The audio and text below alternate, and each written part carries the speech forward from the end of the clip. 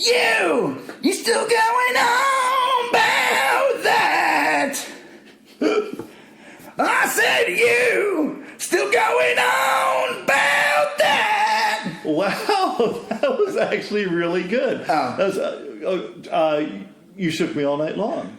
What? What the hell are you talking about? I'm singing You Still Going On About That. Okay, I feel like we're looking to the past for the future of ours. Wait, what are you talking? Wait, you're saying that I took something from an existing artist and it applied bears it to a passing resemblance to the AC/DC classic You Shook Me All Night Long. I think. No, I think it's You Still Going On About That, and I have a lawyer ready and armed, and we're not going to pay a fee. They make you pay a fee. Certainly, even if you use just the harmony, but you're parodying it, sort of. Yes, I think commercials have gotten sued in the past, companies. Right, yeah. Commercials, they don't know better. They'll just apply whatever. Well, didn't that happen to Ray Parker with his classic Ghostbusters theme song? Huey Lewis came after him. Really? Huey Lewis, and I still don't. There's a lot of songs I see as overlapping. Right. But Huey Lewis successfully sued Ray Parker Jr. and said that Ghostbusters was based off of, I Think I Want a New Drug. Oh. Yeah. Well, what was the famous one was Vanilla Ice? With his doon doon doon doon doon. Yes, that was... and he claimed... Well, he could have just done what every other, rapper does and just sample. I guess they do pay, though, at some point. He was trying to avoid paying, so he said his was... So, I guess the original Under Pressure Under song. Pressure by Queen. Yep. Yeah. Queen and Bowie. I thought it was it just Freddie Mercury and Bowie?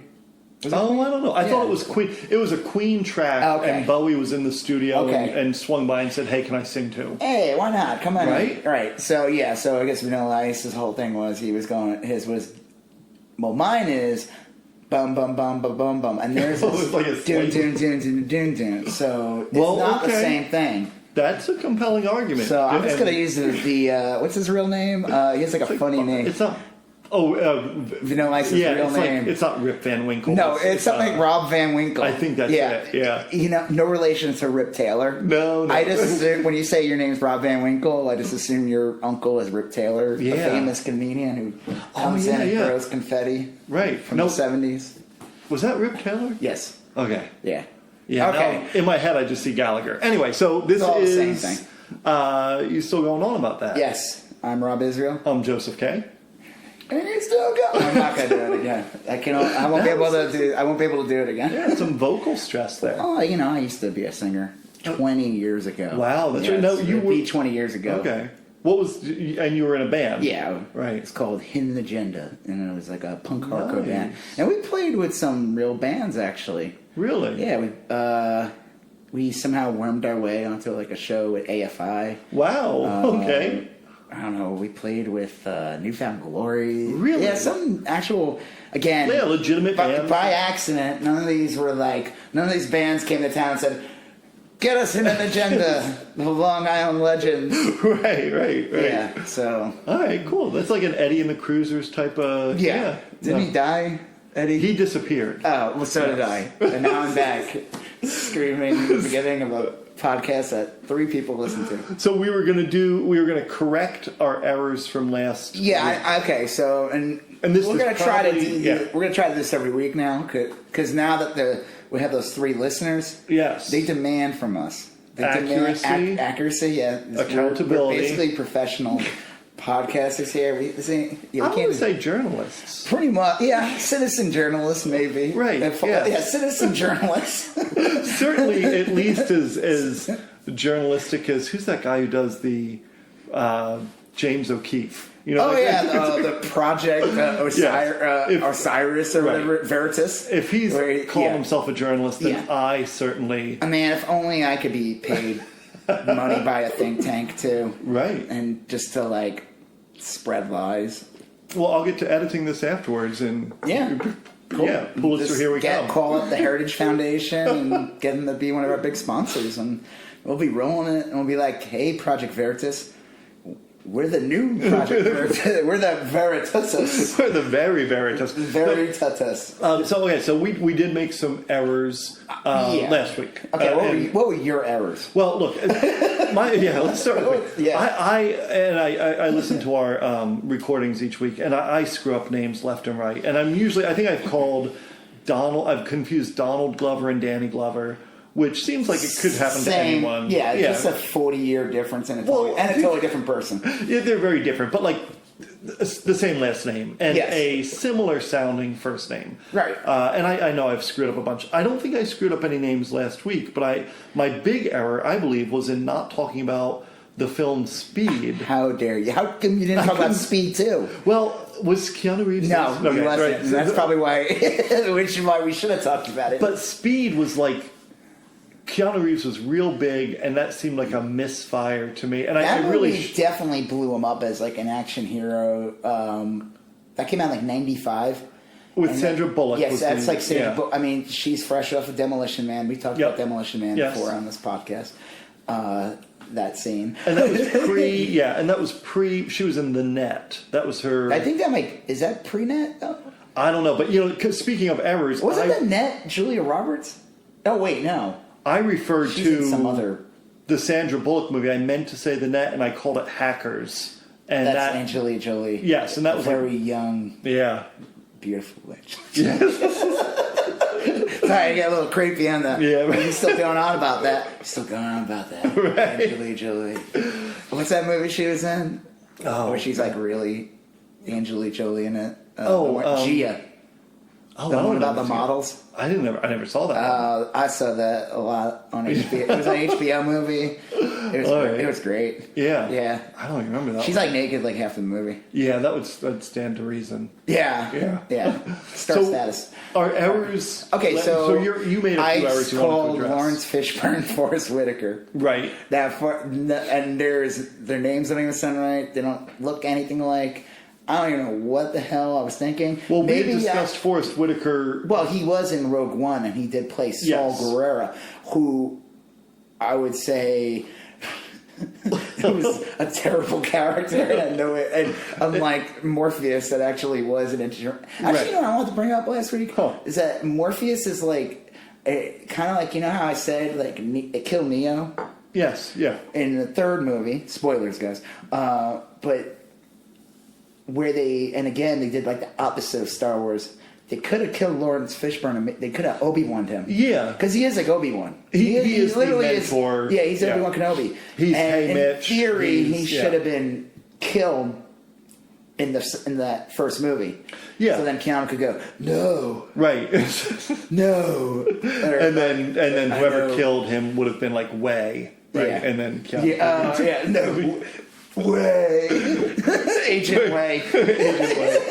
Well, you're right, because like that's the role of the mentor generally is to become to be killed. To be killed. So don't be a mentor, guys, because you're gonna get killed.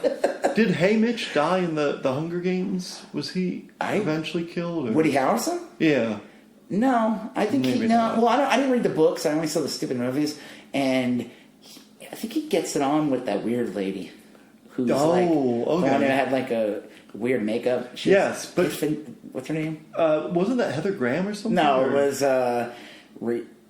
McAdams, not Rachel McAdams, her sister. I know it was someone. She looked very unusual in the film, but it was a very conventionally pretty actress. Yeah, they made her look bizarre in this movie. She's been in tons of things. Pitch Perfect. She's one of the judges. Oh yeah. Yeah, she's in all the original Spider-Man movies. Minor role though, Betty Brant, with classic Spider-Man character. I'll tell you, the original to the sideline. Yeah, the original Spider-Man for me will always be Nicholas Hammond. The TV show from the 70s? Yeah, that was... Mine would be the one that was him in the musical that was on Broadway. Oh, yeah. Not Unleash the Night. Something like that. Yeah, I didn't see that. I read about it, and it sounds horrific. Okay, so the other correction. Yes. I called Julia Roberts Winona Ryder. Right. Because Winona Ryder is not known for her laugh. She's known for her pickpocket skills. Yeah, right. Shoplifting. Well, it's funny because like you... Being the woman of my dream. That was the... Yeah. Oh, Winona Ryder. Yeah. That was... she was like the heartthrob for like people... Like the Gen X era, right? Like when she was in Reality Bites and Heather. I don't know. That dress she wore in Beetlejuice. She's marrying Beetlejuice. Yeah. she had like these obscenely short bangs in that movie that were like real unsettling. She was like a Tim Burton drawing come to life. Yeah. I mean, that's pretty much what... Yes. Yeah, he just like drew on her. He's like, I'm gonna draw on you now. So I think I know I messed up some other names, but I don't care. Yeah, those are the big ones. If you guys know of any, to our 3 people who listen to us, let us know in the comment. Leave a comment. Yeah. You could, I mean, I don't think we have a comment yet on Podbeam, and I don't know if Spotify. Can you comment on Spotify? That's a good question. Can you comment on iTunes? You can review on iTunes. Leave us a review. Yeah, Cole. there you go. Just say something horrible about us. Well, or something positive too. I mean, we don't have to make it negative, but, right? You know, tell us what you think. You know, give us some feedback. Yeah, some feedback. Okay, so I just want to discuss one thing. Yes. So this episode, though, we're going to talk about Mike Judge. Yes. So that's going to be the subject. Mike Judge is like how awesome he is. He is. He is. And I don't feel like he's still, even to this day, gets the credit that he deserves. I don't think so. Yeah. And he's done so much stuff. I saw a documentary on Netflix called Behind the Curve. Right. Now, I saw... Okay, so at lunch today, I'm flipping through Instagram, and I saw a piece of art you did where it was Bobby Hill with a flat face. With a flat face. He has a flat... His head is like a flat It's like a square. Yeah, and his face is on it, and it's flat. And you talked about this documentary in the comments. Yeah, he woke up and he was a flat earther. And right. His face was flat. and so you saw this documentary, so go ahead. Yeah. So the documentary is about people who believe the earth is flat. It's the most bizarre... Because the thing I don't even get about it is, like, okay, so I can understand, like, some truthers... I don't want to take the whole episode up about this. Sure. But I could see some of these conspiracies and truthers behind it and their reasonings for it. So I could see like, people who think crisis actors, like gun advocates, they have a solid interest and they want to protect their guns. Yeah. I don't agree with them, but at least there's something there. People who think 9/11 was an inside job. I could see that too. Why there's people who believe in that. They think that the government set it up. That's why we went to Iraq and all that. So all these conspiracies to me have some, like anti-vaxxers, the same thing. They have some, I think it's bullcrap, but they have at least some kind of weight on it that gives them a reason to believe in what they believe in. Yeah. But Flat Earth, I don't get because I don't understand what their problem is. Like, I don't understand why they have such an issue with the globe being round. And why they get so angry. They get, like, that's funny, they foam at the mouth. But the funny thing is, it's almost like a gate. You know how they would say, like, pot was like a gateway drug, which was the stupidest thing? Well, I would say Flat Earther is definitely a gateway to other conspiracy. Because one of the guys they interview, I mean, he was talking about Flat Earth, and he just started going on about, like, anti-vaxxing and all that other stuff. And I was like, okay, so this is just like a I mean, this is all part of a mixed bag of, like, Alex Jonesy, like... Yeah. Like that specific kind of conspiracy. It's a very specific type of conspiracy theory. And to me, they're silly and you're focusing on the wrong thing. Like, like we were lied to get in the Iraq War. Yeah, I think that's not even, to me, that's a fact. Right. That is just not being allowed. Like, there's people still believe that today. Right. So to get that out of the way. That's not why I found this documentary interesting. I loved it for so many other reasons. Okay. Lovable cast of characters. The budding romance between the main guy and the woman that I think honestly had no interest in him because he was gross and lived with his mom. But they were both flat earthers. Yeah, they were both flat earthers. They were like the head or like the leaders or higher ups of like this niche group. Like, they, I guess, had the most views on their YouTube channel. Right, okay. I mean, we have, like, 3 listeners. They have, like, 35,000 listeners. Yeah. So, I don't know. Maybe we should just turn this into a Flat Earth thing. Well, we get this, we got to get that audience, It's funny because, like, I can, like, it... Okay, if you were alive 50,000 years ago or whatever... The Earth looks flat. Like, if you can start from that basic premise, like, oh, okay, the Earth looks flat. But then... The minute you start examining anything else, it all falls apart. Like how the sun works and like stars and seasons. So the guy, I totally forgot his name. It doesn't even matter. Just watch the documentary. It's on Netflix. Sure. The main guy in it, he kind of almost bases his belief in flat Earth because he watched the Truman Show. Okay, you had mentioned that, and he thinks he thinks that we're under a dome, right? And so, like, the Earth is round. Oh, sure, of course. No one debates that. Yeah, right. Well, they're not fools. Right? Yeah, these people aren't idiots. But they think the world is flat. Just not a sphere. Right. It's not a sphere. It's round. It's flat and round like a pizza. But then they're okay with the other planets that are in our galaxy. They're okay with them being spheres. Yeah. Which I don't get. Yeah. So I get, like, well, I don't know. Or I guess we gotta be special, which I guess has some form of narcissism involved in there. Sure. But, like, so a couple of things that kind of kill. I posted something, like I said, I posted something on my Instagram. One guy left this awesome comment, and he said, like, if that was the case and the Earth ended where it did, right, that would be the biggest tourist attraction ever. Like, it would certainly be, bigger it would than be the like, Grand Canyon. It'd be bigger than Niagara Falls. It'd be bigger than any, like they would, like, you would pay top dollar to go to the edge of the Earth. Oh, yeah. And watch the galaxy, like the horizon, like it'd be that beautiful. sea. Yeah, it would be amazing. I want to see this shit. You know what? I hope the Earth is flat. I want them to be right because I want to get this. I want to get this tourist operation going, and we're gonna be fucking rich. It'd be like the restaurant at the end of the universe. Yeah. What's his name? Douglas Adams. Yeah. Huh. And I mean, that'd be sick. Now I don't get it. What made this documentary great though was the infighting. Yeah, there's always like it doesn't even matter what it is. They could have been furries. It could have been a Harry Potter club. They could have been. Furries and Harry Potter Club is like almost that's kind of the same thing. You know? Trekkies. Once you get Hagrid in there from Harry Potter, you're basically already a furry. Is, yeah. So Chewbacca from Star Wars, again, you're a furry now. Right. So Flat Earther. So they had these like hierarchies, and then you had like the rebel, like the real rebel.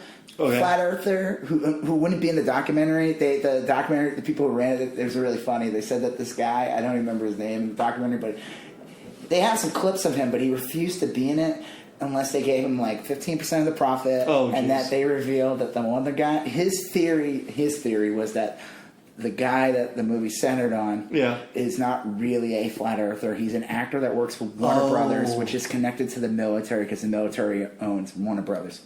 Now, that tracks. Just Warner Brothers, not Disney. Just Warner Brothers, according to this guy. Yeah, it's very specific. I guess Disney. Yeah, they're like anti-vax. I'm not saying that. Don't sue me, Disney. Right. I have no idea. Don't get Dumbo after me. Oh mercy! That's what happens when you don't vaccinate. When you vaccinate your kids, you get big giant ears. Yeah, like Dumbo. So. It's a great documentary, just from entertainment. And the thing is, like, when you watch this documentary, you're like, you know. These people, like, it's easy to say they're idiots or dumb. Sure. I don't know what the hell they are. My favorite part of the movie, and is they have a convention in the end. Right. And it's hard to gauge because movies and everything, like, if you shoot something at the right angle, you can make it look very big. Yeah, and I don't know how many people were there, but from what I gather, they could have like 50,000 people there, or just like 40. Sure. But the way it was shot, I thought it was more people that should have been there regardless. Right, there shouldn't have been that many people. So they're having like a conference with all the flat earther scientists. Okay. I'm using quotation marks with my fingers. Yeah, right. There's a kid asks the main guy a question, and he's 12. Okay. Right? And he says, do you think there's a globe? A dome around the Earth. A dome around the Earth. And he's like, oh, that's a good question. How old are you, young man? He's like, I'm 12. He's like, oh, how did you get here? Did you like lie to your parents, get out of here, and like skip out of school? He's like, no, my parents brought me. He's like, oh, God bless you. That's great. I'm just like, that's like child abuse. Those parents should have they should call Child Protective Services on it. Like, you're taking your kid to a flat earther. You're 12. Oh my God! It's funny you said, because you said earlier that they get angry and they have no reason to get angry about. I just don't. I mean, like, even like it becomes like a religion because, like, I mean, you can say same about religion when people are against like evolution. Yeah. And they get real crazy. Like the world's 6,000 years old. To me, it's like, okay, if you're gonna make that argument, their argument, but they just get so mad about it. Yeah, it's kind of weird. And they interview real scientists in the documentary, like actual ones. Yeah, and journalists, and interview people, and they bring psychiatrists. Yeah, well, they bring up a point. They say that like, one, it's ridiculous that they have to debate them You can't debate these people because no matter what you do, they view themselves as the underdog. Right. So even when you give them actual data that proves them completely wrong,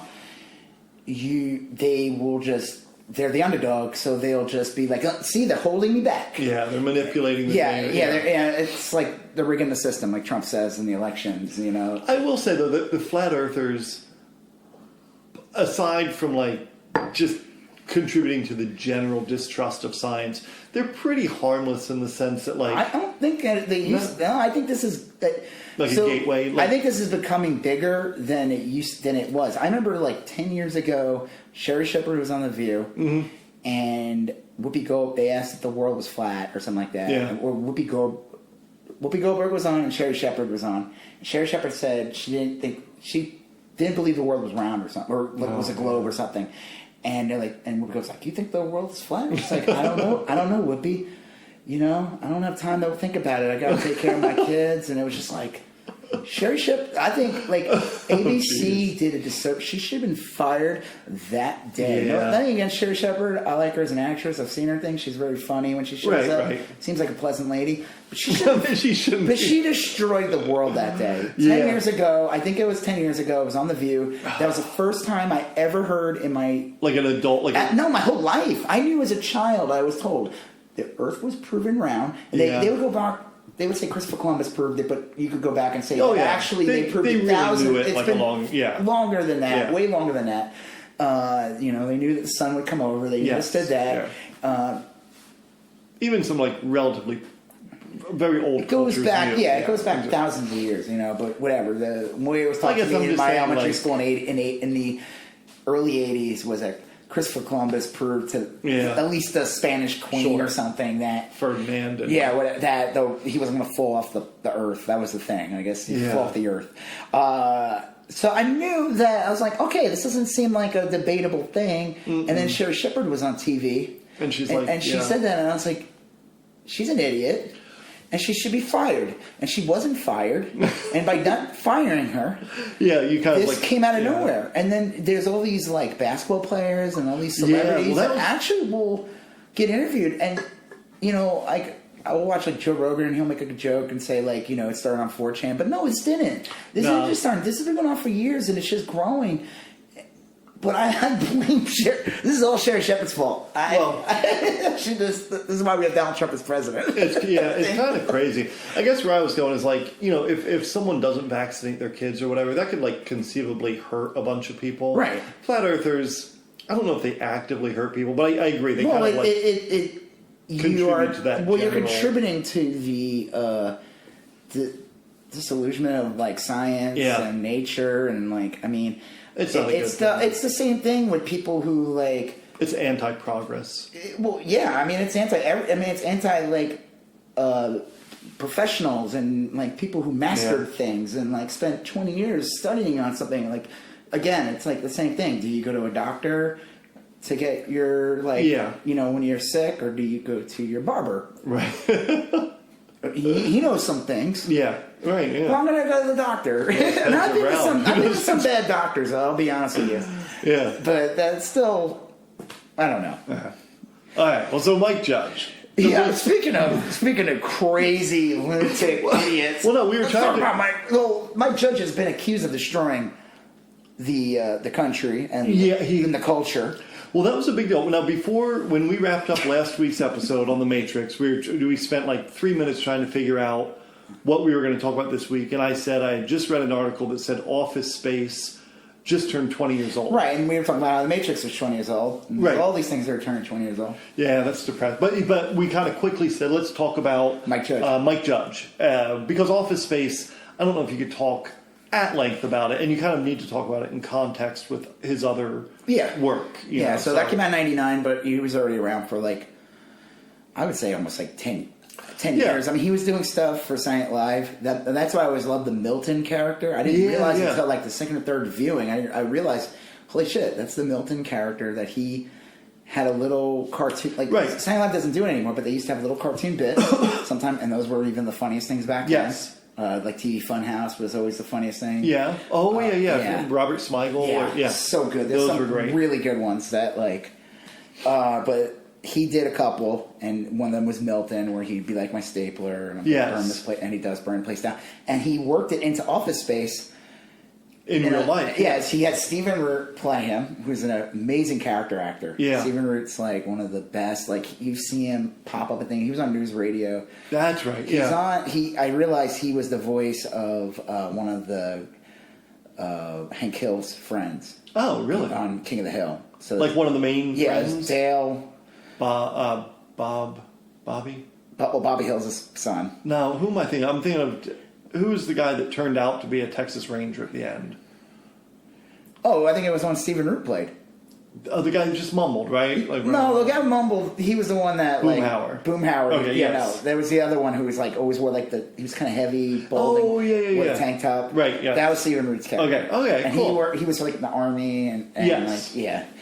I don't know. So, I saw Milton. MTV used to run like a package of Liquid television. Yeah, Liquid television. Yeah, there's so many awesome things with Liquid television. Yeah. I remember like first learning about that. Like it's like finding it on cable. Yeah, I saw halfway through an episode on MTV. I was like 14, I think, at the time. Yep.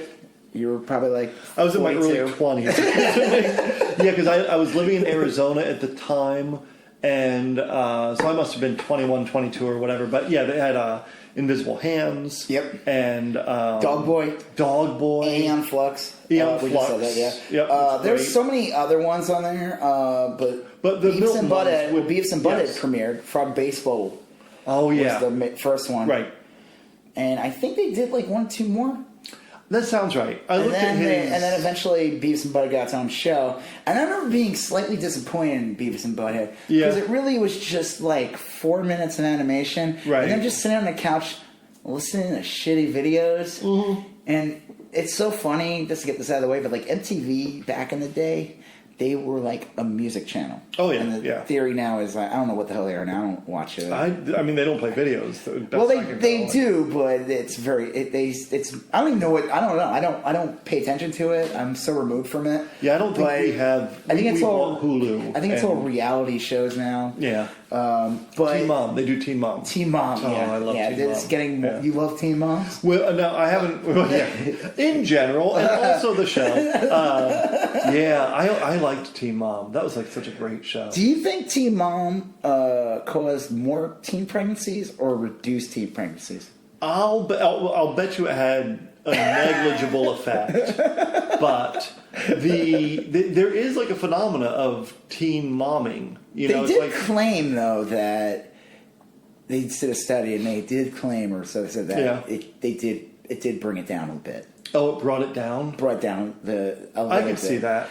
Not in Paradise in California. No. We attended, because we were living in California at the time, and when my wife was pregnant, and we had like someone threw a baby shower for us, which was nice because we didn't know anybody. Oh, yeah. But then like Leah, we went to this like community one too, and it was so depressing. Yeah. Because it was like, we were there and we're like, what are we doing here? But like, we didn't need to be here, but whatever. Bunch of like 16-year-olds. Yeah. And there was like 2 of them were like friends with each other. They were both pregnant. I mean, it was all like high school kids. And I was just like...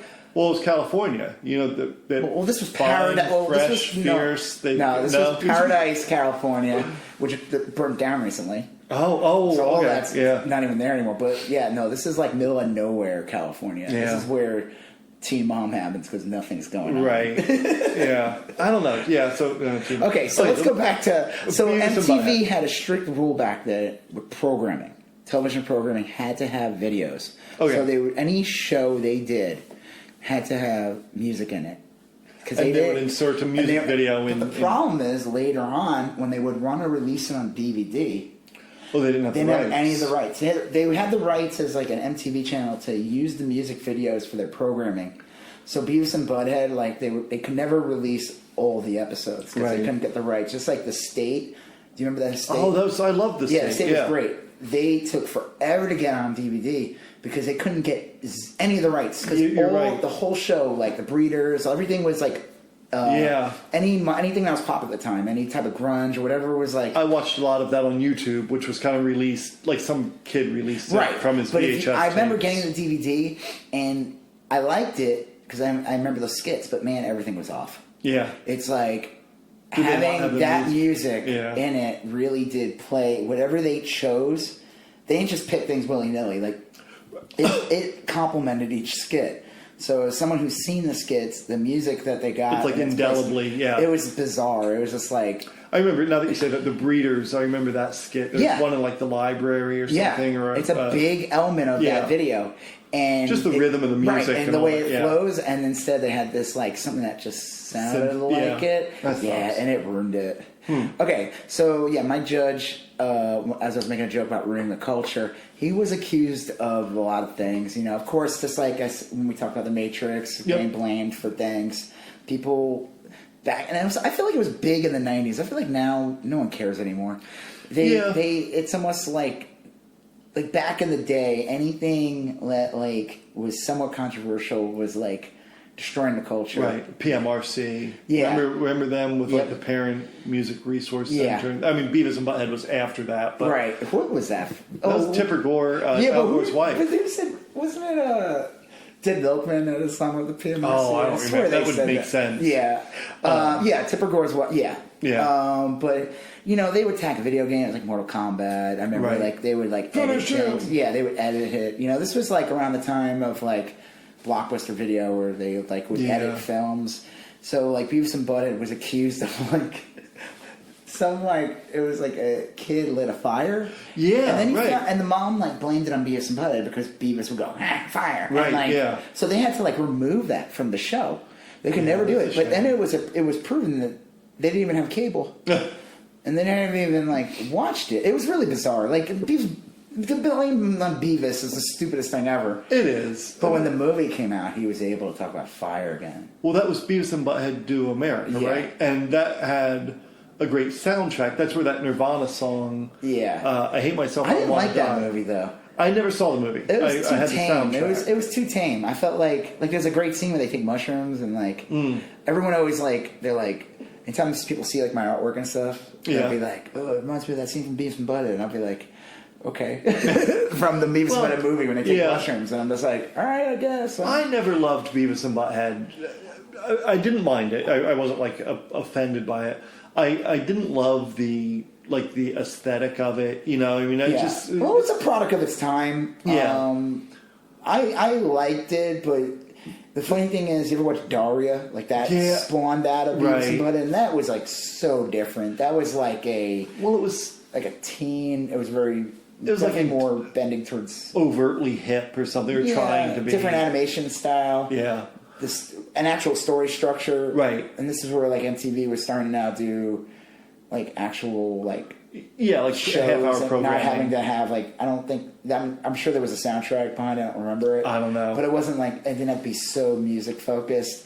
And it looked like they spent more than $3 on it. Well, the Beavis and Butthead clips to me look very cheap and kind of poorly done. Well, as the show goes on, it get better. It got better. Yeah, because I loved the Cornholio. I don't know why, but that was like just hilarious and like iconically funny. I mean, yeah. I mean, like that's your favorite thing is the cornholio. It is. I liked too that their little friend like Todd liked Winger or something. Oh like, the shit Winger. Yeah, he was a dork. And they had the old man that everyone thought was Hank Hill later on. Oh, I forgot about him. Yeah, and that was a Hank Hill-ish character. So one of my favorite things is Mike Judge was on Conan O'Brien. Okay, and you can find this clip. I'm probably gonna butcher it. You can find this clip on I think it's Conan O'Brien. He talks about the phone calls he would get or that he would hear messages, people calling and complaining about the show. Right. And Zach Galifianakis was on the episode, so he was like obviously got interviewed first, so he's sitting next to him. Mike Judge is talking, and he says that he would get like phone calls or it'd be like, man, I can't even. I wish I could remember the thing he said. Something. Hey man, I don't want that man out that show man in Porky's butthole. And like Zach Galifianakis just sitting there cracking up for like 3 minutes, like Porky's butthole. I'm like, I want to see this show, Porky's butthole. So yeah, just YouTube. Look up Mike Judge, Porky's butthole. There you go. Yeah. And if you get something different, don't get mad at me. You may want to open a private browser. If you don't see Conan O'Brien, Mike Judge, and Zach Galifianakis fully clothed, Yes. If they're naked, keep scrolling. You're on the wrong thing. Well, so he did Beavis and we can come back to Beavis and Butthead. Yeah. But like, his career took like a weird. I wonder, so he did the movie, and then he did. I'm trying to think. I feel like I'm missing something, but then he got King of the Hill on Fox, and it was a very different kind of show. It was. It was sincere. It was wholesome. Yeah. I would say that what the show was, I would hear, everybody's, again, it's like the same thing. People got to, like, try to own shit. They got to try to claim it. Every group's got to, like, they'd be like, this was a conservative show. And I would say it was not conservative at all. I think it started people that would be deemed conservative. Oh, absolutely, yeah. But they were, like, learning. Now, I wouldn't say Hank Hill was Archie Bunker. No. But he was, like... He was just like a guy who lived Hank's in Texas. Dad might have been Archie. Yeah, his dad. I love this dad because his dad had no kneecaps. It was such a show that was like so grounded. Like, even though it was a cartoon, it was really grounded. But but then that would happen. Can you sew feet onto ankles? Clearly, that can't happen. No, right? I don't know. I'm not a doctor. No, well, no. I mean, I am not a medical doctor, but okay. I know enough to know that you can't. What, you some flat earther or something? What is it? A shinless earther? But okay, so it was grounded in reality, and they were conservative folk, I would imagine. Right. There's a great episode. It takes place in the 2000 election, and you knew they were conservative because the episode was he meets George W. Bush. Okay. And I only saw the episode once, so it's great. And he goes to shake George W. Bush's hands. Right. And he's like, thought that George W. Bush was a hardworking man. He's like, let me tell you, son, this man, he believes in hard work. Right. And then he shakes his hand, and he was so disillusioned because it's soft. Softest hands ever. And he's like, but he would say things like, I can't vote for the other guy. So you don't know who he votes for in the end. But I always found that really funny. Yeah. Hank Hill's awesome. Bobby Hill's awesome. I like the show. Anytime it's on, it's a pleasant show. I think they might bring it back. There's always I've heard that. I was reading today up on Mike Judge's career, and they were saying that they're looking to bring it back. They brought back Beavis and Butthead, and those episodes were great, actually. Yeah. He only did one season. He didn't want to do them anymore. But they did do one. I don't know what it was. He just... I don't know. I was wondering, I don't feel like... It's almost like it got successful, so that's why he stuck with it. But you could kind of tell from what the other things he did, that was not his passion. No. Not at all. Well, I could be wrong because I just read a few articles today. I was just trying to catch up, get ready, in the morning and trying to... and he said he went to college to be like a physicist or something. He got a science degree. No, he did not get into... Yeah, he wasn't drawing... Right, but then he didn't go and become a physicist. He got sick of science and he drew Milton and stuff. Yeah.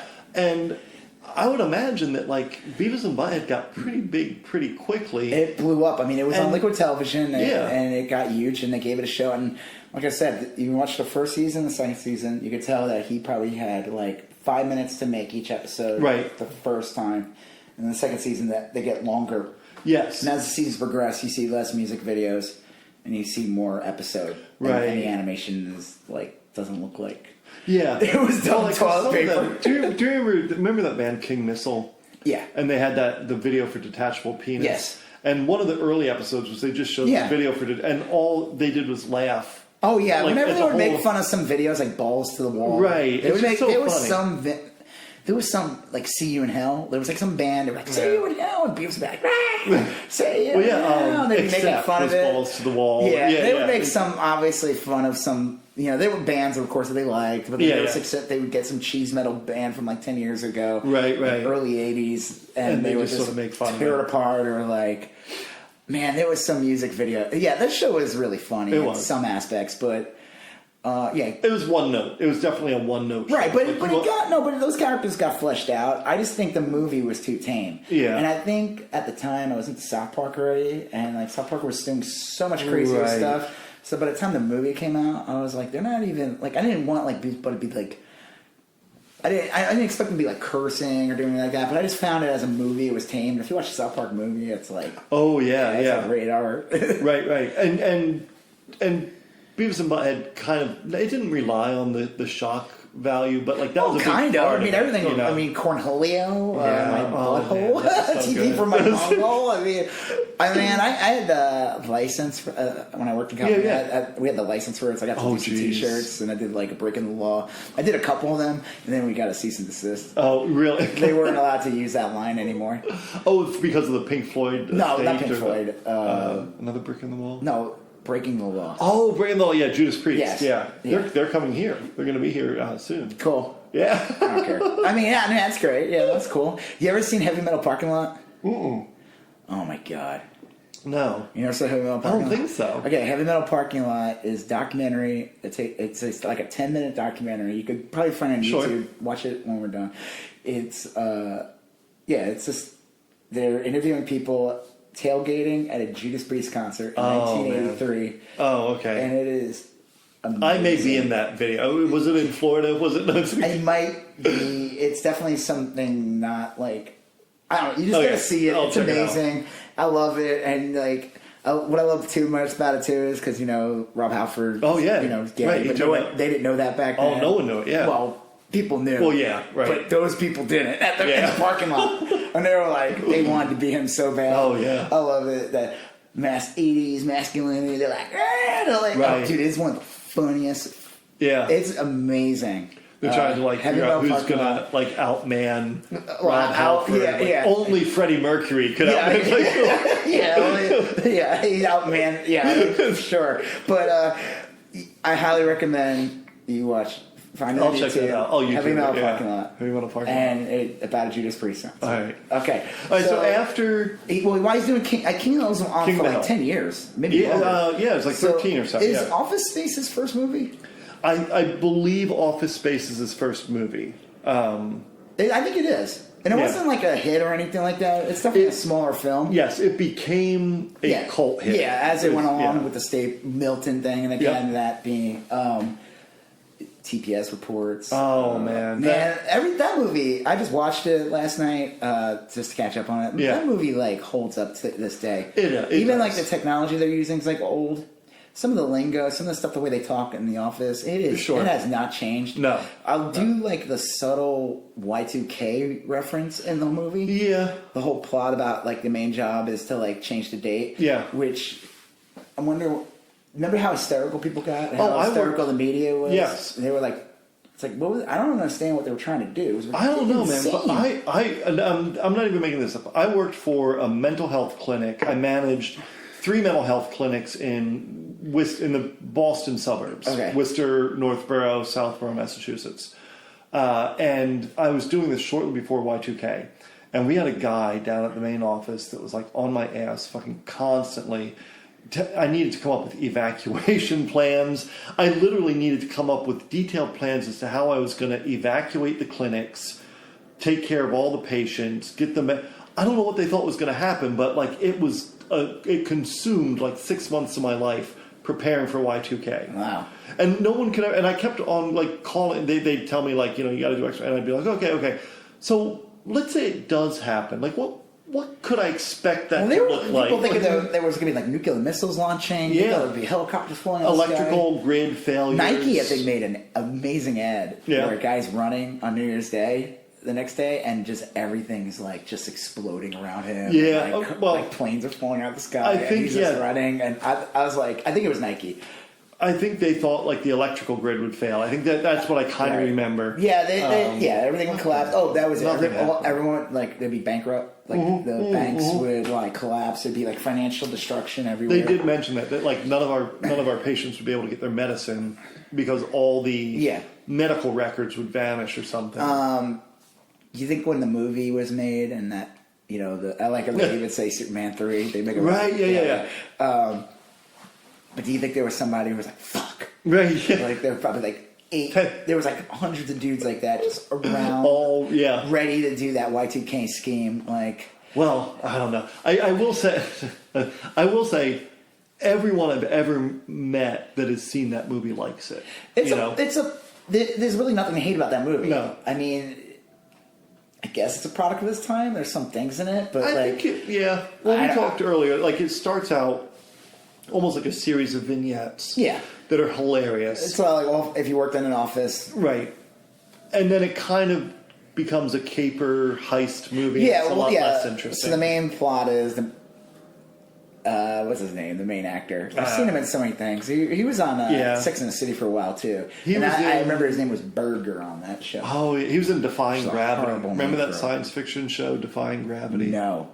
He played like they were on like a multi-generational starship. They were going to discover new worlds. Maybe. It was real good. It only lasted like 12, 13 So episodes. good that it lasted. Maybe I I did. But he was in a lot of things before that. And I recognized him and I knew him right away when he was in that. But yeah, he's like disillusioned. He hates work. And he goes to like a psychotherapist.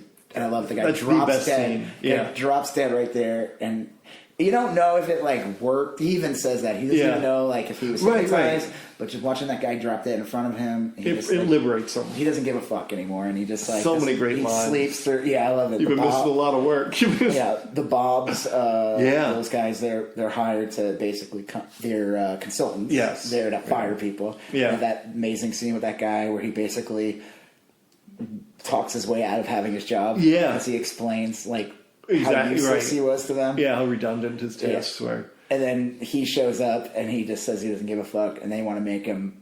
They want to give him a team. Yeah. Have 4 people work under him. Right. They're like, he has upper management potential. And I just love when they interview, what's his name? The boss. The manager. Yeah, that guy's great too. And he's just like, he's like, I'm going to disagree. Right. And then they start interviewing him.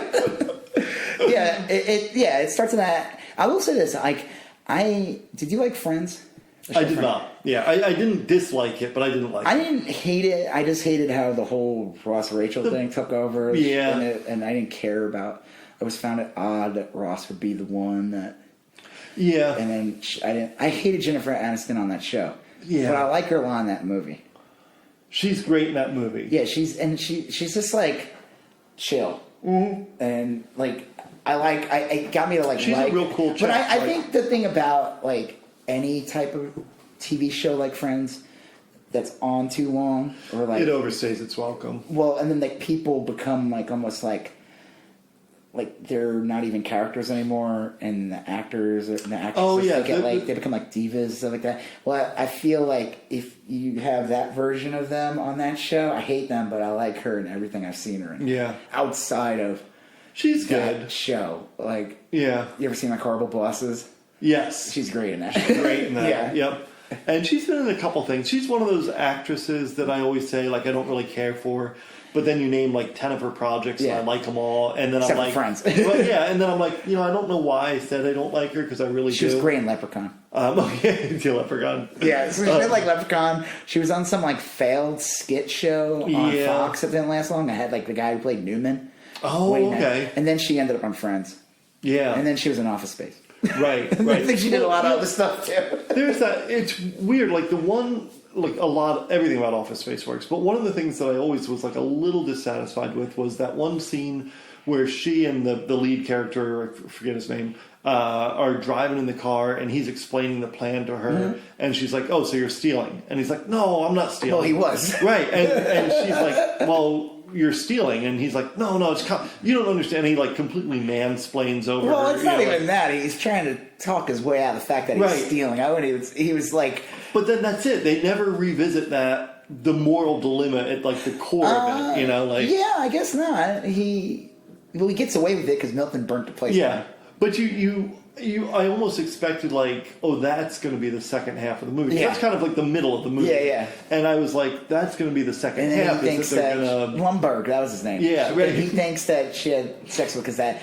Remember the blonde guy, the douchebag guy? I'm going to show him my O face. Yeah, that guy. I feel like I've seen him in other things, but I think he's never been in anything else. But because of that O face thing, and I'm wondering, like, did that hurt his career? Like they're like you're gonna be the guy who shows up and does the O face in a movie, like, cause like it's a weird. There's a lot. Does he show up at conventions and like car dealerships? Well, and he's like, there's no like Office Space. No, but there's like conventions where anyone shows up. Like if you were in like an episode of Battlestar Galactica, people will show up with a photo for you to sign. True. True. Like, I'm not saying Office Space. I'm sure there might have been an Office Space. I feel like that show has enough. A movie has enough. Like, there's a a Phantom of the Paradise convention every year. From Kiss? No, Phantom of the Paradise, the movie. Oh, okay. Do you ever seen that? No, I'm confusing Paul this Williams with. Do you know this the musician? Yeah. He's in that movie, and he shows up every year. Oh my god, you gotta see this documentary on Paul Williams, but that movie Phantom of the Paradise is amazing. Is it Phantom of the Opera, but like... But Phantom of the Paradise, okay. It's early 70s, and when you see it, you'll be like, oh my god, they stole the look from that movie, and that's how they did Darth Vader. He wears like a box, because he can't really talk, he's like, ah, and like, he has like a box, just like Darth Vader, and I'm like, it's like pre-Darth Vader. Yeah, I'll check that out. Yeah, you should watch it. Well, okay, so like... Back to... But Mike Judge, like... Everything about that movie rang true. If you've ever worked in an office, yeah, it's the monotony. It's the cake and the. Oh god, yeah.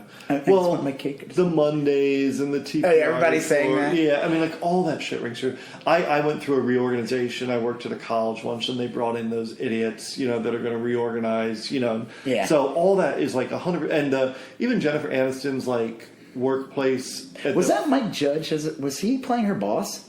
I think that was Mike Judge. Oh, was it? The one who says, like, you're not wearing enough flair? Yeah. Yeah, he's okay. That's him. That's funny. Because he looks like super ridiculous, the guy. Yeah. And he's been bald for years, so he's wearing clearly like right. like hair. And, I'd have to rewatch that. I never caught that. The 15 flair is the limit. Right. And she's like, well, why don't you just make it 37 then? Yeah. And he's like, I need you to show more. Yeah, it's so good. But like, was he ever in those worlds? I mean, he was like a science guy and then an artist. Did he? I guess he worked in an office because it feels very genuine. You feel like he worked at. I mean, you could add some kind of office structure. I mean, it's like, the printer. Like anybody who's ever worked in an office and IT to print people. something. Yeah, the IT people. Yeah, like I mean. Yeah, I work from home now, so I don't have to deal with this crap anymore. But man, I was having like flashbacks. Mm-hmm. Even like working in an art department where you're supposed to be that cool, and you're working in an art department, you're supposed to be inspired, but then you have to do all this bullshit office shit, and it's like I'm in the movie Office Space. Like, yeah, it was so acute. I mean, it was very keenly observed. It's very dry. Yeah. But so it was a big departure. Like if you go from Beavis and Butthead to Office Space, those are worlds apart. But he has Milton in it, so it's like there's a bridge. It is Mike Judge time. I guess that's kind of what I was like getting back to with Mike Judge. Is he's got a very identifiable aesthetic, but he's done so many different things. It's hard to draw a straight line through all of them. Okay, if you watch King of Hill, I don't, that's not a conservative show. No. It's middle ground. It's middle of the road. It's probably... The family would definitely lean conservative. Yeah. They would definitely, they're from Texas. Right. Middle America, like, what is it? What's it supposed to be? The Garland, Texas. Garland, Texas, yeah.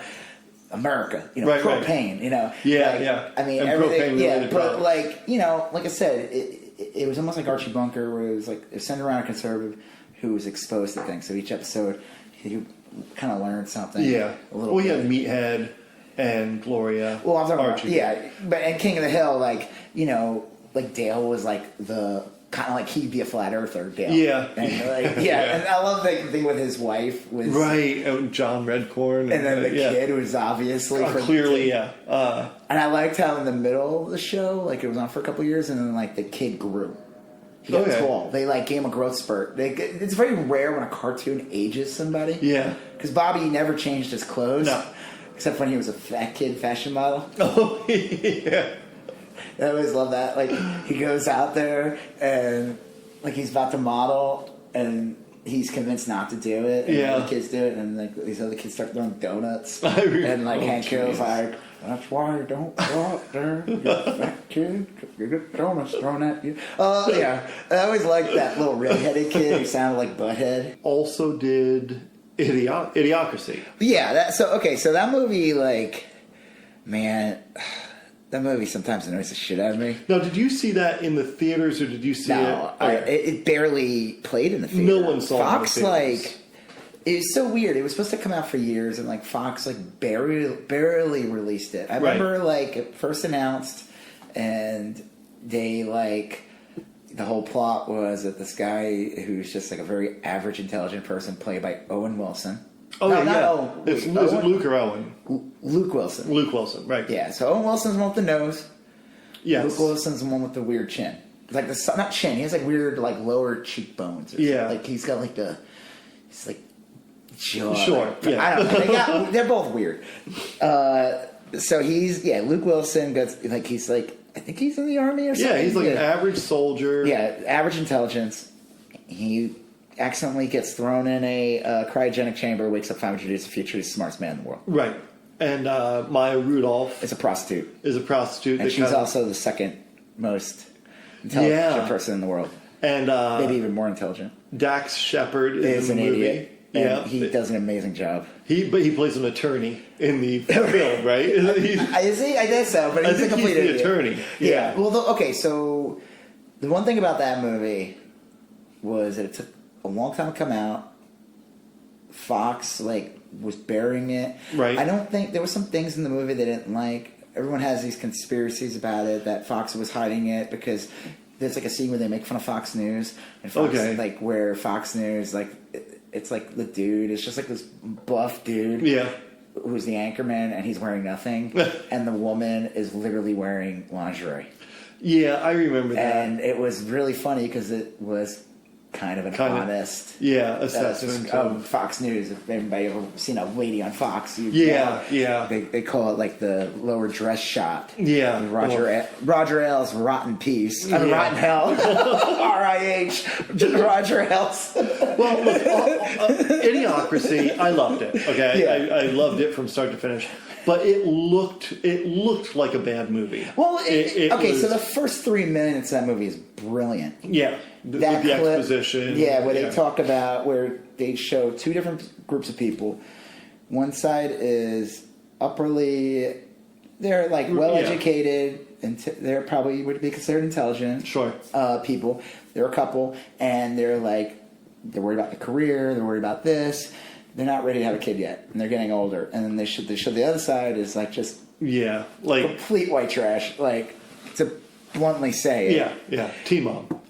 Yeah, Teen Mom, but right, but worse. the show. And they show the guy, and he's just fucking left and right. Yeah. And they show more kids. Right, more and more exponentially. And then he's got kids with another woman, and just he's got a mullet, of course. Right, yeah. Of course. And then his kid, they show him, he's a football player, and he does switch the channel, and he's got his arms around these two girls, and he's like, I want to fuck you both. And then of course, and they show the number of kids, and then they show the other side, they keep waiting. Right. And they're already in their 40s, and now they got to do fertility treatment. Yeah, but then the next scene is just the woman because the husband died masturbating to he dropped dead of a heart attack. and she's but my eggs are frozen and still holding out, and they just show how the idiots outweighed the smart people, which there's a logic to that. Yeah. Brilliant. It's the best part of the movie. I honestly just watch that. The movie itself has some golden moments.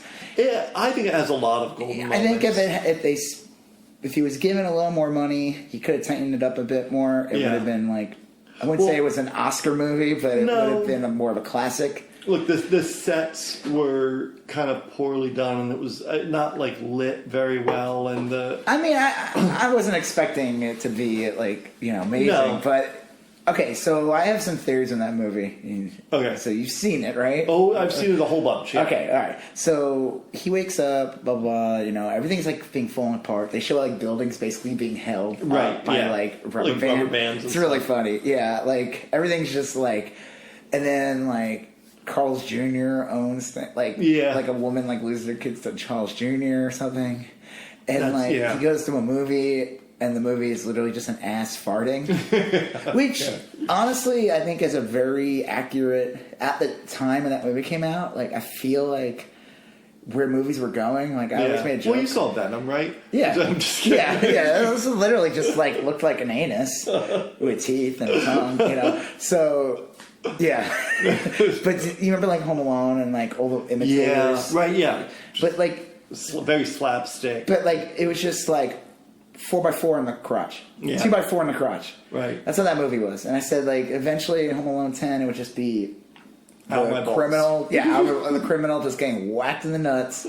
every minute with 2x4 and Kevin laughing and the audience going crazy. So to me, at the time, I feel like movies are things have changed so much. Obviously, that I feel like when Donald Trump became president, everybody brought up Idiocracy. Right. Everybody did. Everybody was like, I was like, I get it. Yes, Idiocracy. Yeah, there's some parallels. Yes, I will say though, Mike Judge was being way too generous by saying it was 500 years in the future. It was more like 10 years in the future. Well, I think, if we're not that I want to get deeply into the politics of Mike Judge, but I could. No, I'm not saying Mike. I'm not even. I'm just talking about that movie. I'm not even talking about his politics or anything. But that was like a pretty, not elitist movie, but I wouldn't say it is. No, I think it was pointing out. Contrast that to King of the Hill. It would be considered so it would be considered elitism depending on who's saying it's elitism. Like Fox News would say, Fox News would say it was elitist, but so you ever see like someone like Fox News and they would say like they would call like whatever Democrat like they're latte drinking, tofu eating, right? It's always these like very generic. What they consider the city, even though all those assholes that work in that network live in New York City and drink lattes, and they all live there, and they all like fuck, and they're playing these rubes. It is, They use that again. So to me, I think it's an attack on them, not on people. But I remember reading something he said that like. It was almost like how corporations were coddling the people to the point where they were making them stupid. Yeah. And, like, making sure that people were not being educated. Like, it was just how things... It's just the direction of things are going. It's like, what was being celebrated, Like, you remember Camacho? Yeah. Terry Crews played him. They were supposed to do some, like, fake ads of Camacho when Trump was running for president. I remember, Yeah, I don't think it ever happened, but I remember even Terry Crews was, like, ready to do it. Like, and they were going to do, like, these fake Camacho ads. Right. Well... I just think... The one thing... Okay, so I feel like there's something sinister in that movie, though. Okay, in what way? Okay, so, like, I don't think everybody was dumb in that future. Like, okay. Do you mean you think there was a secret cabal of... Well, I don't think there was, like, Morlocks underground and, like, there were smart people, but there clearly were people who knew what they were doing. Well, yeah, because, like, there was electricity. Yeah. Right? So clearly things function. There's still things that work. I mean, the way they talk to each other, they said it was, like, a mix of, like... hillbilly Bonics or something at the time. Yeah, it was like a mixture of words, and they would all call each other like they would say like "oh, gay," and the way they would call it's like the way they would talk to each other. It was like everything was always an insult. Yeah. But I just feel like there had to been still people like who ran the corporations that knew what they like. The manufacturers of Brando. Like someone was making Brando, and they're like, we got to keep this Brando going. Yeah, and they just keep thinking everybody dumb at that point. Right. And I like we talked about Wally. Oh yeah. But that almost is very similar too. It was like a Walmart type company created because they were like responsible for like destroying the planet with all the crap that was made. Right. I always found it ironic that the Pixar movie was talking about all the crap being made. With the amount of toys and products that were made from the movie WALL-E. Yeah, that's real true. I'm sure there's a lot of the landfills filled with WALL-Es. Right? Just sitting there not cleaning a damn thing. Yeah, okay, so it sounds like you're hit or miss on Idiocracy. I mean, it's not it's just, it didn't get the finishing touch. You could tell because they rushed it. They didn't give them the money. They didn't want to release it. So when it did get released, got very limited. It kind of went straight to DVD. Yeah. And then to cable. So when I saw it, I was like, all right, there's definitely some elements here, but it wasn't like it was like 97%. Like it was something like it needed like another like couple $1 million to really edit it one at a time and get refined and like... I guess that's kind of what I liked about it is it was real slapdash. It almost like, I know we talked about this previously, but that Bob and Doug McKenzie movie, Strange Brew. But that looks like, that's a... I mean, obviously it's a product of its time, but that was also like a little poorly done, a little like done on the cheap, and I kind of liked that about it. Do you know the reason why those characters exist? Bob and Doug? Yeah. No. So I've learned this from another show. Okay. I guess Canada had a rule where you had to have some kind of Canadian influenced thing. Like it was like it had to have like 2 minutes no matter what at the time. What was the show called? The original Second City is where they came from. Well, no, it was like Saint Live, but in Canada. SCTV? Yeah. Second City Television. Yeah. Okay. Yeah. I didn't know what that stood for. So, so they had to have some kind of Canadian thing. So they just slapdash that makes the sense. most ridiculous Canadian thing they could think of. So, like super Canadian, yeah. Wait, like just hey hoser and all that. Yeah. Well, they still have that. Like Canadian radio has to have a certain percentage of artists that are from Canada per hour. Like that's why you still hear like Loverboy on like Canadian radio and stuff. Like because there's a lot of. Do you remember the Canadian MTV? No.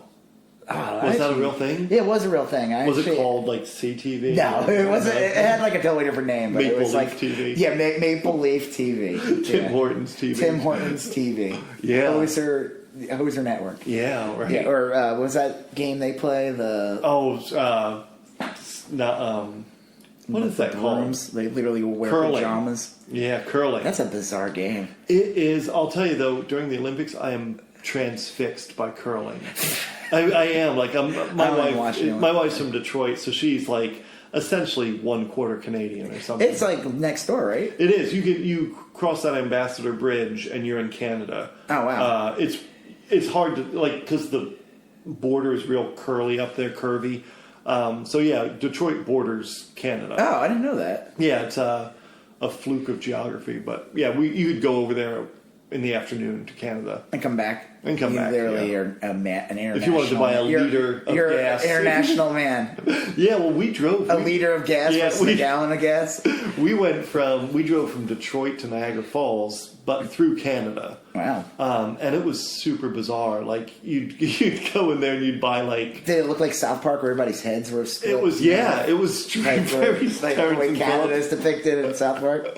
No, but you'd get in there and you'd buy like 66 liters of gas or something. You'd be like, that seems like a lot of gas. But it's just 12 gallons. Yeah, it's like this. It's whatever. And liter with a 300 pints. But I remember buying gas by the liter, and we'd use like Canadian money. Obviously, it seemed like super. So you would go through there, and you would have to go get money, Canadian money. Yeah, you couldn't just like convert it somehow. I don't. This was a little while ago, but I was an adult. I mean, I was like a real adult. I wasn't like a 21-year-old. I seem to recall using American money like on the border. Could you use like a credit card? Yeah, oh yeah, absolutely. But you got like a weird fee. Oh, okay. And this was hoser tax. Yeah. Hey, hoser tax. Right. Well, we were doing this. This was after 9/11. So good times. Yeah. Well, I'm trying to remember because I don't know if I had a passport at the time. I think it was before I got. You don't need a passport. You need a passport now to go to Canada, right? Yeah. Oh my god. Yeah. You didn't need to back, right? All North America was Mexico or Canada. 9/11 came and ruined that. Yeah, I just had my driver's license, and I remember my wife Amanda's family kept telling me I needed my birth certificate, and I didn't have it on me. But I got through long form. I got through Canada. Your long form birth certificate. Mercy. Yeah, so I tricked them. It was like birther. This young Kenyan orphan got one over on them. Yeah. That's weird. So no, it wasn't all Terrence and Philippi. No. Okay, so we had gone on a Bob and Doug McKenzie tangent. So, Idiocracy. I mean, like, I like even in the ending. He becomes the president, and like Dax Shepard's his vice president, right? And they even show again he has like 2 kids with like, I forgot about that. He has like 2 kids with Maya Rudolph, right? He plays prostitute, but she's still the second, yes. And Dax Shepard, and then they still have like 100 kids, right? Like or they had like 8 or something, but it just showed like how outweighed and man, I could go. There's some things I would love to talk about, but I'm not going to. Yeah, it's a little more of my personal, so I'm going to leave it out. So, but well, if I can do a brief go for Dax Shepard turned out to be like a really good actor, I think. I mean, he's been in a lot of things. He was in things before that too. Yeah. Did you ever watch Parenthood? The remake of the Steve Martin. Leo, my wife loved Parenthood. I watched a little bit of it.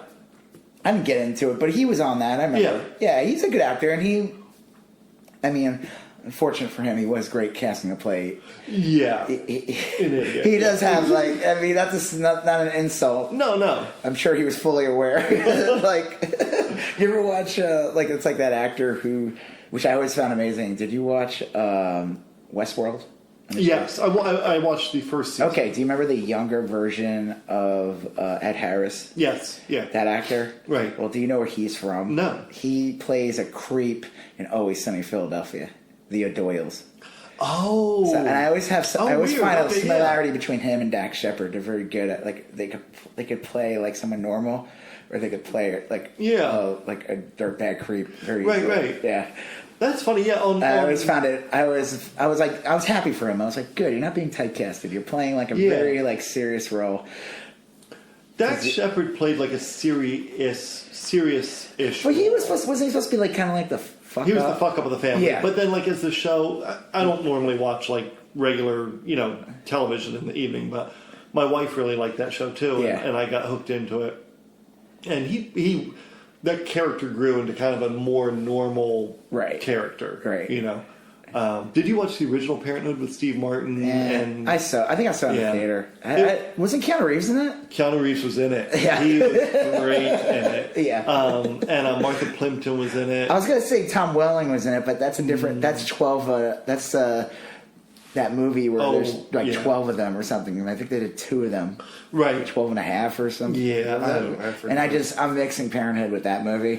Because Steve Martin, to me, looks exactly the same from 1982 to 2022. Even though it's only 2000. It's the white hair.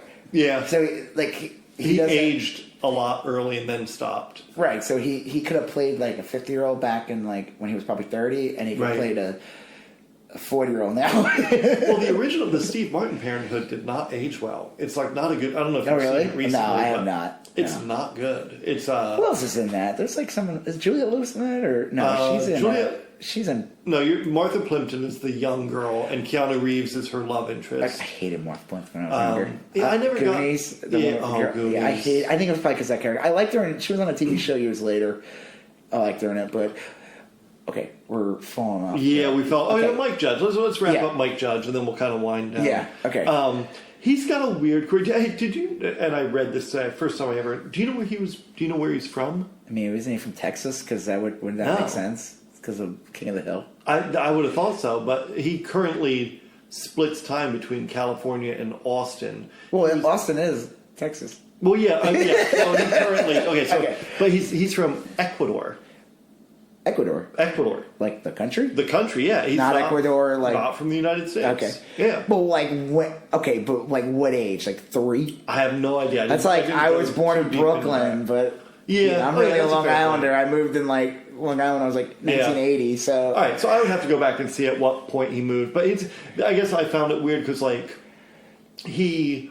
Where's his long form birth certificate? But then he went to school in California. But his voice to me seems so uniquely Texas. I've only lived in Texas for a year. Yeah, but I knew what Texas was like before. I've been here 5 years, so I'm basically a Texan. You're essentially a Texan. Yeah. It's really funny when you say that I'm a Texan, and I think it's really hysterical. Yeah. Right? Yeah. Like you have a 10-gallon hat, a Spurs. firearm. Assless chaps. Just like all Texans do, assless chaps. Right. You're not a Texan until you have those assless chaps on. Yeah, right. I'm trying to get Joe to wear them, but it's just, But he captured Texas in that King of the Hill. I mean, it's a beloved show because it's like I said, it's it's wholesome, but it's not. They touch on a lot of very adult subjects, but everything is always it's calm.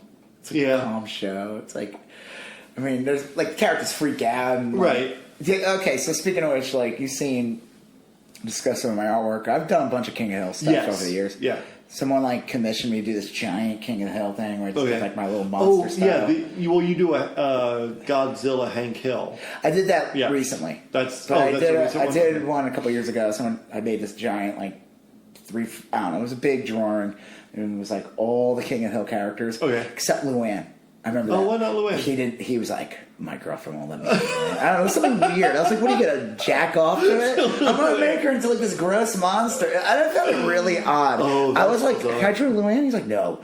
And I was like, you sure? He's like, no, you can't have her on there. And I was like, all right, man, you're done. You're done. I mean, yeah, it was a great commission, and I sold a lot of prints of it too. And it was always like one of my more popular drawings. But like I always thought I don't have a Luann drawing because I never bothered to go back and draw her.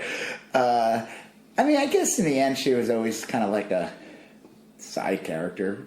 Well, she was supposed to be real pretty. You know, it's funny because she was supposed to be like the sexy. That actress cartoon did her voice passed away years ago. Oh, was that? It was Brittany Murphy. You're right.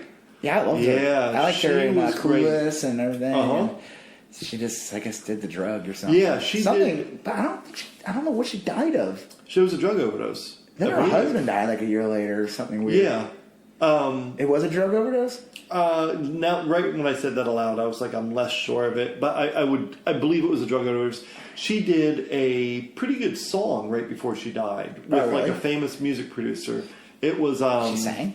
Yeah, and it was good. It was like, look, I like that kind of music. It was like Brittany Murphy's music? Yeah, well, not like that kind, but it was like, well, it was like a modern day Britney Spears, where it's kind of like loungy, techno-y, and trying to think of a famous. Oh, do you know Tracy Lords? God, not quite like that. Yeah, did you hear that song that was real popular like last year? Like The Middle. It's like, baby, why don't you just meet me in the middle? It was like everywhere. You had to have heard it. Oh, maybe. It was like that. It was like a poppy techno one. And anyway, she recorded that with a famous producer, and then she dropped dead within like 6 months. So, I'm not saying the song killed her. I remember like one of the fucked up thing was like on Saturday Night Live right before she died. Yeah. Like, literally like 2-3 weeks before she died. Oh yeah. There was we talked about Chris Elliott. Right. He has a daughter who was on Saturday Night Live for years, and she's been in other things, but man, it must have hurt her career. Wait a minute, Chris Elliott has a daughter? Yeah, who's a comedian too, and has done comedy. You don't realize it, and you see her, and you're like, at first you're like, hey, she's kind of pretty, but then you look at her again, you're like, oh, that's Chris Elliott. Yeah, a girl, Chris Elliott. Yeah, right. And you're just like, and then you're even more turned on. Yeah. All right. So moving on. So she does. She did like this impression, like, you know how they would do the news, and then they do the news, but then they would always have like someone come out and do like a character. Yeah. So she does a Brittany Murphy impression because Brittany Murphy was kind of crazy at the time. Yes. And she's like clearly like drugged out and like making it was like years later, but making a reference to like where I guess she was on Saturday Night Live in like 2002. Oh, geez. And it ended with her going like, up next, Blink-182. Yeah. They had to like carry her out, and I was like, oh my god. It was such a great impression. Right. But she fucking died like literally like maybe a week after that impression. And it was just like, oh god, that's even funnier now. No, I was kidding. That's even more hysterical. Well, yeah, Brittany Murphy was in a movie too that I really liked. Maybe I didn't even really like it. Maybe I just thought she was really pretty. But anyway, yeah, that was What movie? She was in a movie. I'm gonna draw a blank, but she was in a movie. Was it Winona Ryder and Angelina Jolie where they're like mental patients? No, but that was good. Great. That was she was Girl really good Interrupted. at that. Yes. She was good in that. I forgot about that. Girl Interrupted. Yeah. That was kind of like a Sylvia Plath knockoff, wasn't it? I'm not familiar with that, so I'm just going to agree with you. Yeah, I think, well, I'll bet you that was based on a true story, but I'll bet you the woman who based that on a true story based her life off of Sylvia Plath. Based on a true story, based on fiction. Sylvia Plath was this, like, great poet. Okay. And she was married to another great poet, and she wrote a lot of, like... Did they know it? Well, she killed herself. She put her head in the oven and, like, ovened herself. That takes commitment. Well, it was a gas oven, so it wasn't the heat that did it. It was gas. I agree. It was like you got to sit there. Yeah, and you're like, right. Her kids were like in the living room, and it was a very, very brutal little incident. So like the gas killed her, but then she like melted. I don't know if the oven was ever even on. I'll bet you like she turned on the gas and just okay. Drank about Yeah, I got you. This is taking a very dark. Well, do you remember when what's his face tries to kill himself in Office Space? The guy, he turns the gas on, he sees his wife, right? He gets back, he's like, I'm going to back the car up. I love it later when they go to the party, right? And he's talking about how great his life is, but he's like in a halo, like they call it the halo. Yeah, that's like amazing. And then he shows him that like invention he had, this like, horrible the jump to conclusion. Jump to conclusion. Yeah. Yeah. Yeah, so no Luann in the commission piece. No, I was not allowed to be Luann. Brittany, I forgot she was in that. Yeah. So then I did that. Right. Some of these drawings are really stupid. So like King of the Hill, like I love Bobby, like his face is like really funny. It's really is a blank simple. canvas. It's just like yeah.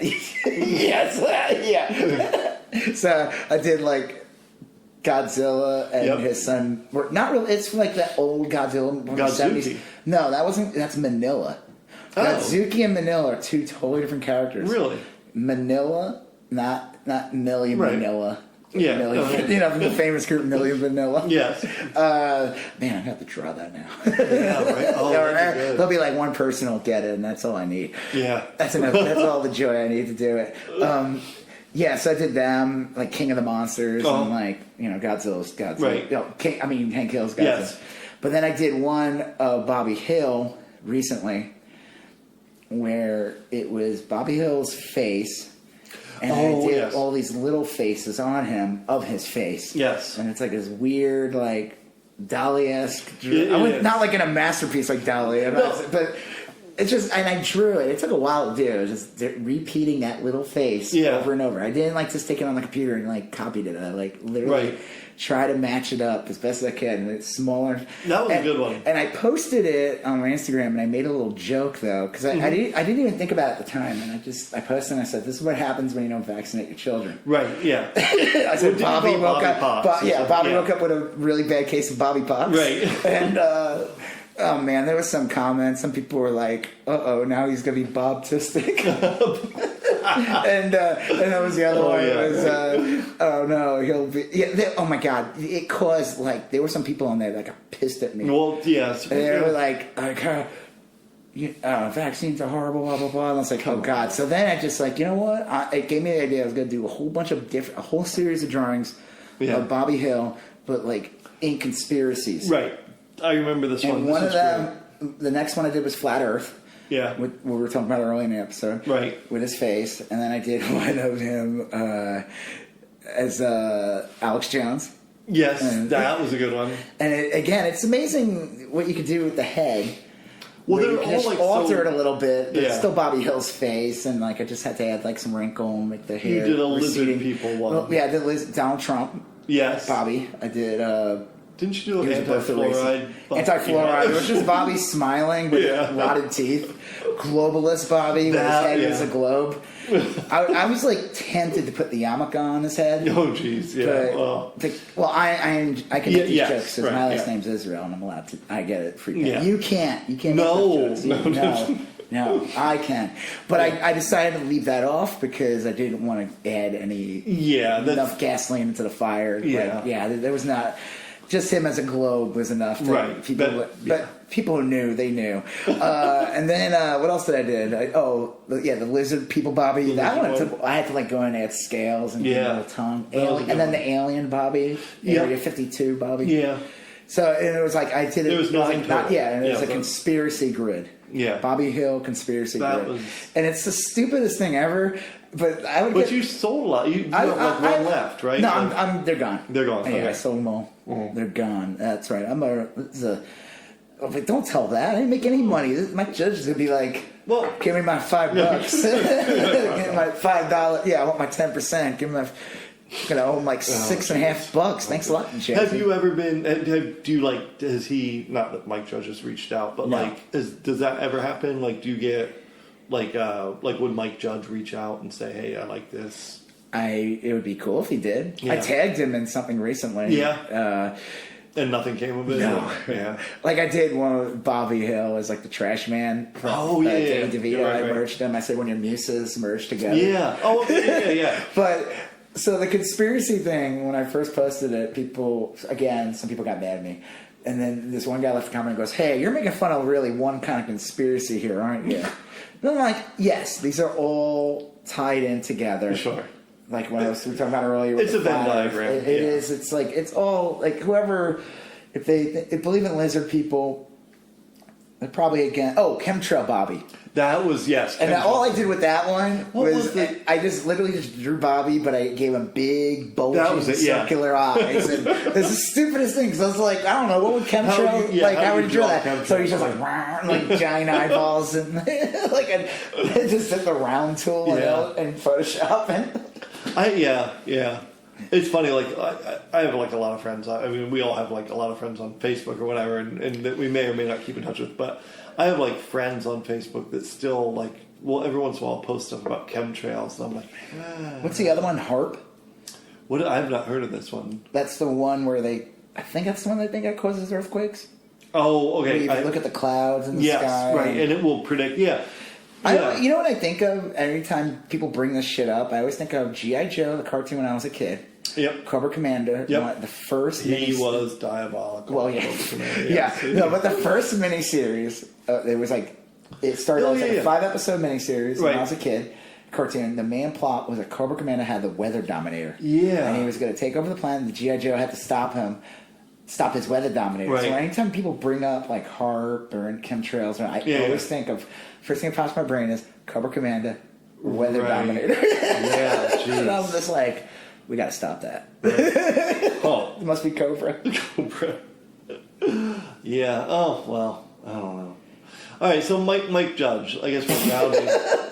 Back out to Mike Judge. Well, we're rounding it up. Is he? Do you think he's like a consequential artist? I mean, like I think he. Well, the thing is, like, okay, so like Matt Groening gets like a lot of love.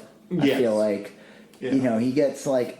He's like huge in that aspect because of Simpsons, and which was epically big. Yeah, Futurama, okay, never got anywhere. I mean, I love Futurama, but I'll even admit, I'm sure people will disagree with me. I don't care. Yeah, it never even got nowhere near as big. Oh, nowhere. I mean, it got canceled after like a couple. They tried to bring it back, and it got canceled again. The people who like it really like it.